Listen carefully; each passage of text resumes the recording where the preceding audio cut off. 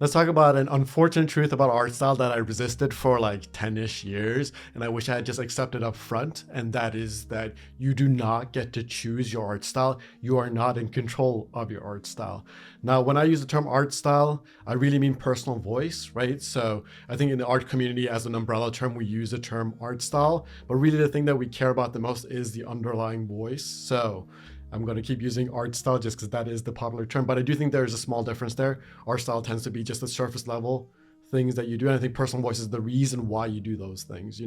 It's the deeper intuition that is born out of an artist that makes them work the way they work. And I will make a longer video on that in the future. But for now, let's just go with art style because that is the term that we like to use.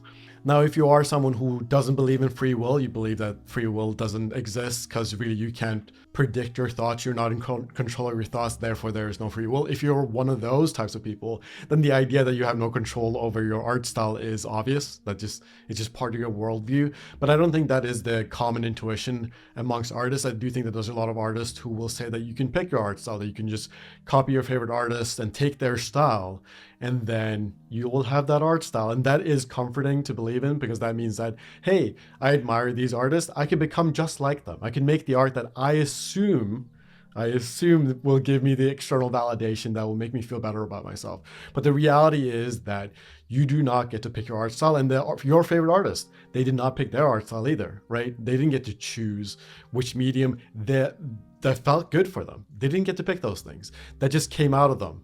And I think that is a harsh reality to face because that means that there's no external way to know if you're heading down the right path. You can't just copy someone else's path and then be on your own path at the same time. Like, those things don't make sense.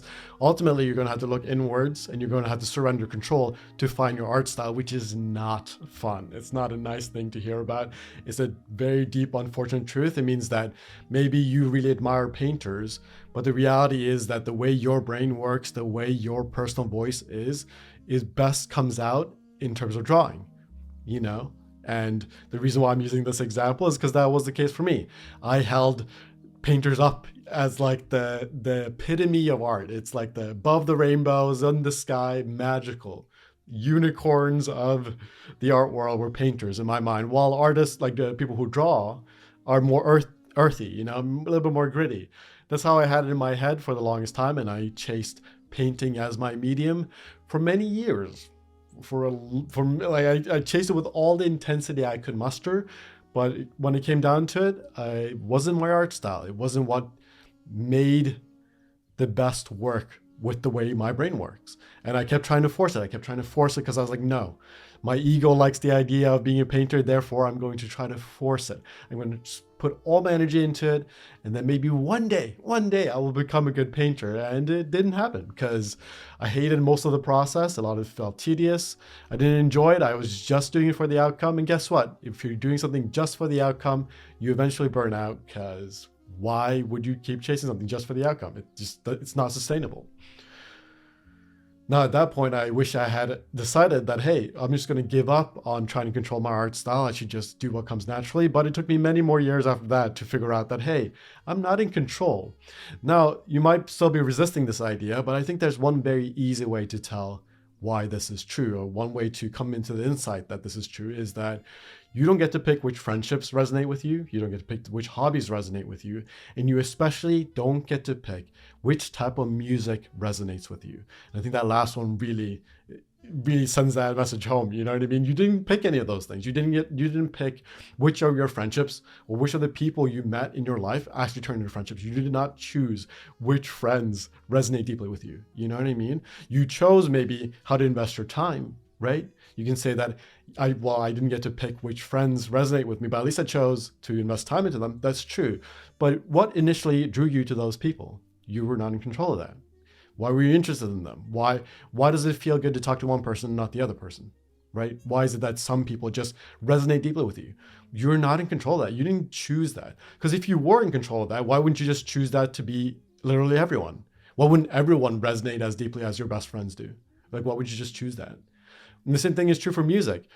you can tell that certain music is beautiful, but it doesn't resonate with you, right? There's music that you can listen to and you could be like, hey, logically, my logical brain understands that this is good music, but it doesn't resonate with my soul.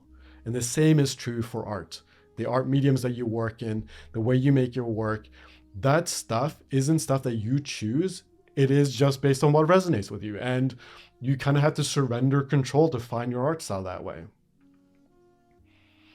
And I think this is why art style is maybe one of the trickiest subjects, and it's one that we obsess over in this community, which I think is very appropriate. I think the people that say that you shouldn't care about art style are kind of missing the point. It's not that you shouldn't care about art style. It's just that you are not in control of it. Therefore, giving instructions around art style, it becomes very difficult because it becomes more about looking inwards rather than looking externally, right?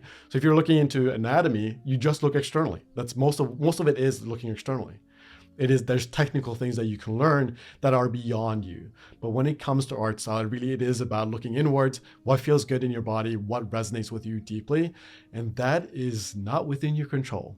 And that is unfortunate because it means that you can't control it based on your ego. Really, you have to give all that up and you just have to say, here, I have no idea what will come out. I'm not in control of this. And that's fine.